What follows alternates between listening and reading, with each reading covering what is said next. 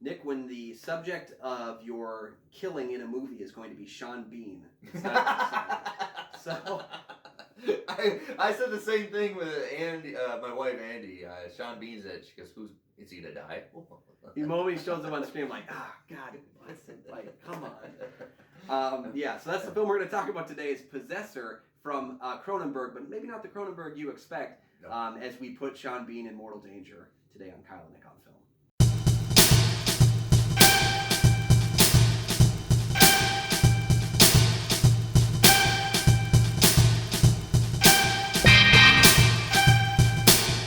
And once again, welcome back to the show. I'm one of your hosts, Kyle Goethe from Goethe Film Reviews. I'm Nick from the St. Paul Filmcast, and if you're new, thanks for watching. If you've been a loyal viewer, thanks for coming back. Check out the Patreon for some great deals to tell us what to do. And of course, you can follow the show on Instagram and Twitter. And today we're talking about a relatively new movie for us from 2020, directed by Brandon Cronenberg, Possessor. Yeah, Possessor, which is set in an alternate reality 2008, following Tasia Voss, who works for a shadow organization as someone who can inhabit other humans and drive them to commit unspeakable acts. Tasia is very good at what she does, but the stresses of the job and an unstable personal life have caused her other lives to bleed through into this one. I guess on the surface, if you look at this movie as a Brandon Cronenberg movie, if you just didn't know that there was another Cronenberg, it feels very much like a David Cronenberg movie. But you don't have the goriness. This is, even though this movie is, we could of course critique it based on what we've seen from David Cronenberg, but doesn't really get its hands all that dirty. Its graphic quality is more of a sliminess than anything. Yeah. Right, so Possessor, it starts out, I think, the beginning of the movie is actually really effective. I really like the first 10 minutes of this movie. It's like a nice little short movie. Yeah. Even though it was a short movie, but it's balanced. And if you watch, I think it's intentional. I think Brandon wanted to make it very balanced at the beginning of the movie, because then when you go outside, when we get to see Andrea Riseborough, then we go off center a little bit. That's like a lot of the action that is supposed to be away from her, well, generally her, we go a little bit off center a little bit. So that's effective filmmaking. But I liked it. It is almost annoyingly symmetrical for the first couple scenes of the movie. And that kind of aids the dreamlike quality that brings. So at that point, we don't know what's going on. Like, we're not really sure what is happening, and it's supposed to kind of feel surrealistic. And I think that's funny that the surrealistic part of the movie is done in such a clean-cut, symmetrical way. Yeah. And then when we get to real life, that's the jagged edge. Yeah. So I say wonderfully production design, art direction. I love the cinematography, the lighting, and just with that, I just have a kind of a reaction to this movie. Okay. I don't know what you have for it. So I think the hype of the movie kind of did me in a little bit. I expected more of a horror film. I guess I expected more because you see that front poster and it's supposed to be Possessor uncut. Everyone tells you watch the uncut version of the movie because that's where they piece it. And you put Cronenberg on there like, yeah, we're going to get something really gutsy. Let's do it. Let's get our hands dirty. Yeah, and it's a much smaller story, I think, than you would give it credit for. The idea of the Possessor being someone that can drive into lives, it's a story we've heard told many times before. I think he has enough of a unique take on it where I enjoyed the film. I wasn't gaga, but I did enjoy the film more than I found kind of the frustration of it. I don't think there's a bad element in the movie. That's kind of my thing I walk away from with it. Is there something bad about the movie? I think it's wonderful crafted filmmaking, but for me, there's just a lot of things I just don't. It's just a vapor. I just look the way. It's just not really anything memorable for me, even though there's really some graphic kill scenes. There's not really anything memorable for the dialogue conversations. It's shot really well. I do like the Janet Leigh and Andrea Riseborough conversation that's shot. That is wonderful. With the seats are the set design and everything, and the dialogue, and you know what's going, but it's very simple. It's showing off. But overall, the story, I don't think you've gone far enough where you could have. You could talk about gender identity with this and really go with that. You could do the voyeurism of her investigating the couple and looking almost like with the movie Mr. Brooks and Rear Window of her, scoping out what she knows she's going to imply. We could have done a lot more voyeurism with that. We could have let her go a little bit farther with comfortable being a murderer or something, or losing her identity. And I just think we skirted a lot of things that we could investigate really good. Okay, you kind of think it's surface level. Yeah. See, for me, I think the film is trying to be about so many things that it loses sight of one specific thing. I agree. And for me, I didn't find myself really enjoying it until I saw the end of the movie, and I was able to walk away and think about it for several hours. And in my head, it's like my mind latched on to certain elements of the movie that connected with me. It's one of those movies I feel like that it has to connect with you as a viewer, and what do you take away from it? Because it's about so many things, and in that essence, not really about anything, is that you have to connect with it on a level and find something that connects with you. And the simplest part of it for me, the invasion of our jobs on our everyday life, that was the part that connected with me. Is the jobs that used to be the life. The ones that used to be like, everyone pined for a job in the 50s. It was always about like, oh, one person went to work and one stayed at home, and it was a 40-hour work week, and we could live in a house with 2 cars and Monday to Friday 8 to 5 kind of stuff. And our society has gone towards such a extreme about the customer is always right that our workers are the ones suffering for it. People are giving up holidays. They're giving up. And I think that's the whole concept of the movie of infecting everything. Yeah. And so for taking me, over everything. Connecting with that 8 hours after finishing this movie was when I was finally like, oh, I gotta watch that again. Like that's where like that part of me stuck in my head and kind of twisted. But I agree with you. There's so many things that you could be diving deeper in. Yeah. That if something doesn't jump out at you when you're watching the movie, it may just not. Right. And that's kind of on the filmmaker as a personal statement. Can I make my movie about something, or is it going to be just an enjoyable time? I thought the intentional aspect of her going into a man's body and taking over his person, that we would have to question, the effects of awkwardness of being in a man's body. And there's certain snippets of scenes, and then you get the sex scene, which I think would play far more of her little more awkwardness of doing it, of whatever. This person, rather than having this body as the vessel of your consciousness. But yeah, there's a lot of things you can dive in, but you have so much content you were trying to investigate. And I think that's the problem with Dark Knight Rises. You had so much content to carry over that it's a mess almost. And I think that a lot of things is a quieter mess. It's very gloomy. Yeah. I mean, you're not going to feel good after watching this. Yeah, when my wife who wanted to watch this movie with me was unable to sit down and take the time to watch, she was like, I'll catch another time. And internally I'm like, might be for the best. I don't know if this is like her. This doesn't seem like her kind of movie. She's not in a place where she wants to like watch really dark and gloomy movies. So like, this might not be the one for you if you're kind of trying to decide. It's not an effects-driven extravaganza. It's more just like a quiet, moody picture that doesn't make you feel good. And in that way, that's one thing that I think hits it pretty much like David Cronenberg, is that most of his movies don't make me feel good when I'm done watching them. But there's something about it that keeps you, like The Fly. There's there's element stages of progression that we're going. There is the subplot of Gina Davis's character in The Fly, of her turmoil and her evolutions and her beats and changing. And that's what the thing is. I don't think any of the characters really change, no matter the drastic things that take over, the drastic things that happen to them. Another thing I think goes against this movie, and it's not a problem, I don't really per se, is I don't think there's a really good way to commercialize it or advertise it. Yeah, it's not going to be a blockbuster hit. It's not a popcorn kind of a movie, and there's too much, I would say, commercialization to be even an art house film. It's kind of one of those things that's going to be stuck in the middle of it. See, I heard about this from a mutual friend of ours. So, yeah, and that's kind of how it is. It's kind of a word of mouth movie. I heard about it from a mutual friend, and I saw it on sale one day, and this was months ago. And you guys know me; I'm going to buy the movie now and watch it in like a year. So when I picked it up on the intention of seeing it, and thankfully we got the chance to talk horror movies, or I probably wouldn't have unpacked and actually sat through it. It's definitely not a commercialized movie, and I agree with you that it's tough to sell the idea to anybody because again, you don't want to. Great concept. I love the concept. Yeah. I love the idea of it, but how are you going to present it to market and keep it without just having people say, are there filmmakers who love it and talk about it? Mm-hmm. I think, like I said, there's a lot of things of questioning identity in this movie, and I think the movie overall has a question of its identity. Fair enough. Yeah, because you talked about all the elements at play here. Like I like the production design from sci-fi movie. That's the problem of it too. And maybe it's us as viewers. I brought into it wanting to see something that was more horrific. I just expected like balls to the wall horror.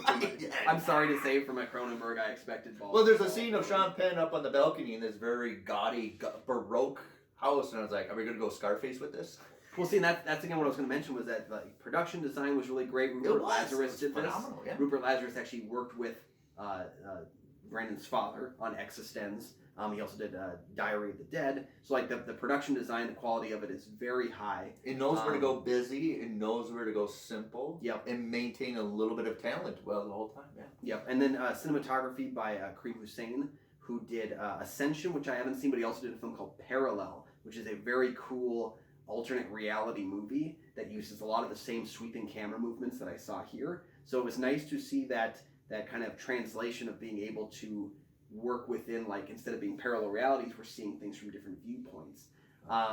For me, if there was one thing that I would say there feels like a disconnect, it's Christopher Abbott. I really liked his performance as Colin Tate, but I wish as a storyteller we had more of a breaking between the part where he's possessed by Andrea Riseborough's character and the part afterwards, because there's a significant in the block business in the we call movie. them in the business we call it beats. Yeah. Change his beats a little bit. But I just wish that there had been a more of a even just like literally like black frame separation of those two parts of the film, right? So that we could separate, because I think he does play both of them very well. He plays himself possessed and he plays himself unpossessed.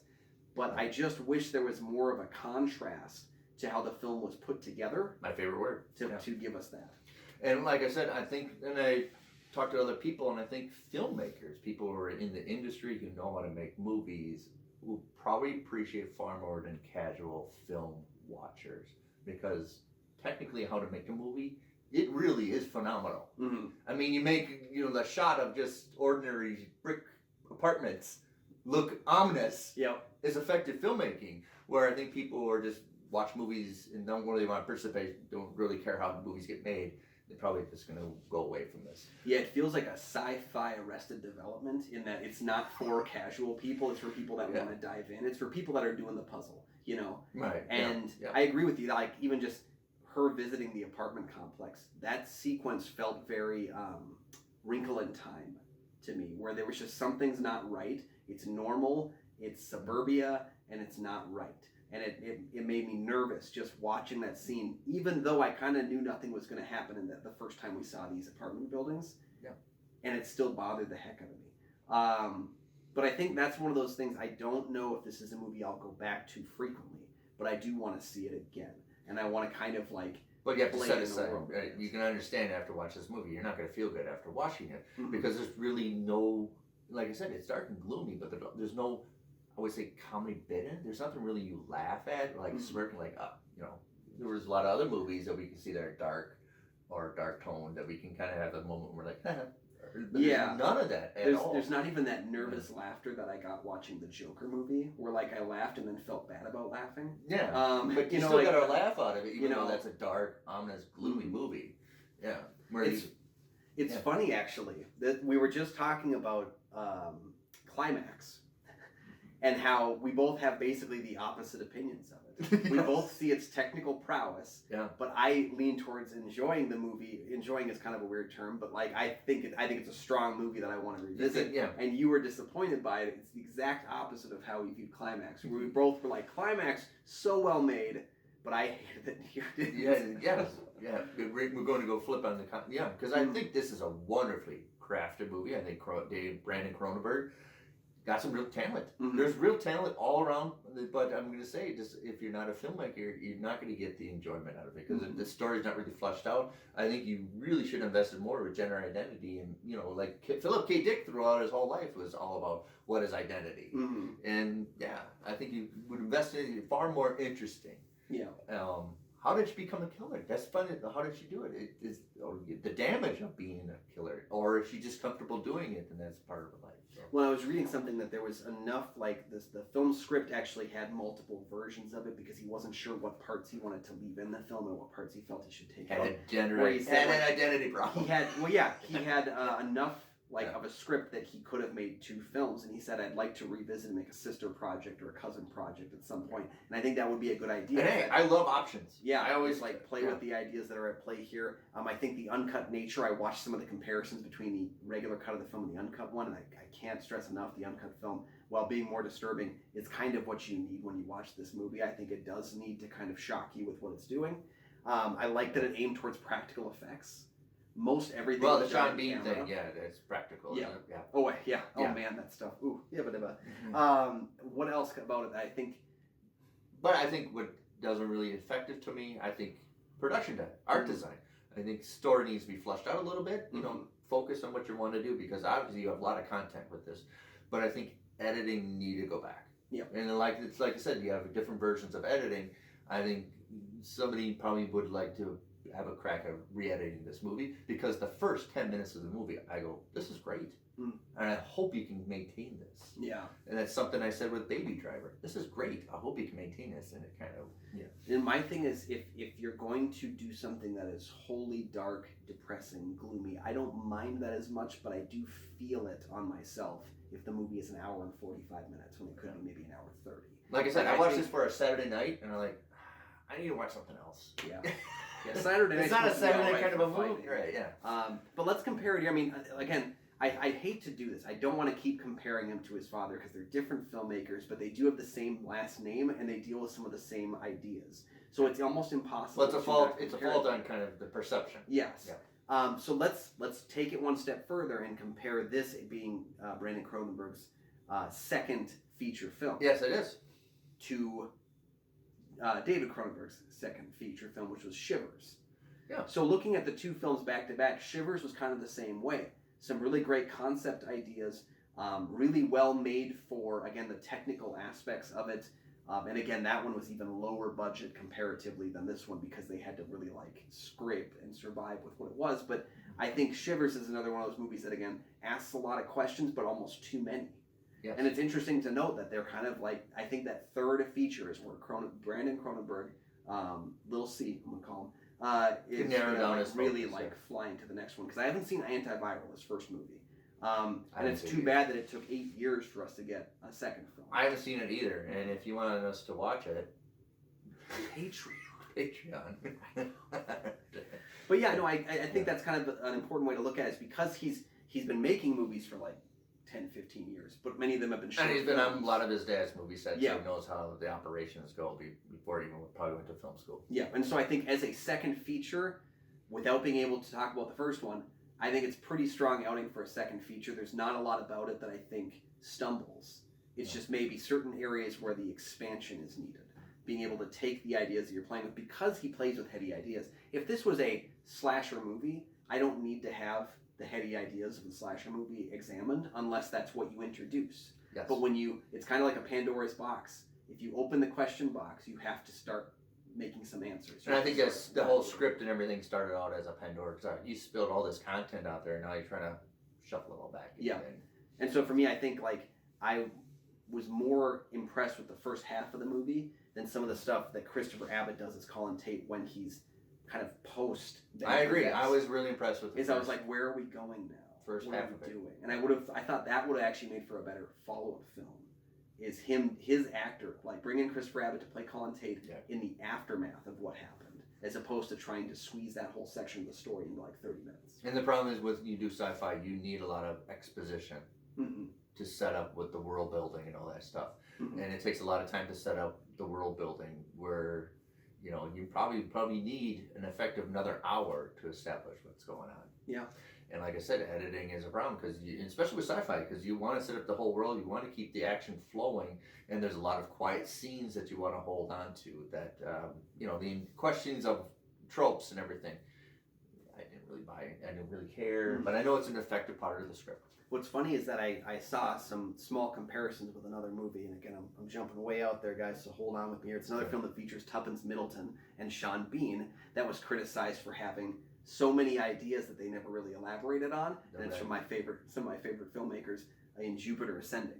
They both appeared in that film, and again, it's a very different film. It's a fairy tale in space, if you will, but it's also like been plagued with the idea of you have too many ideas that you're throwing on the table, and you're not really focused on any one of them.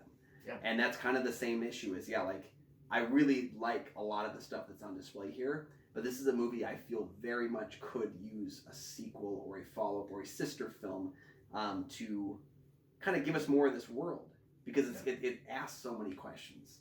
I just think that when you ask those questions, you do have to elaborate on them more. Right. But I enjoyed the movie.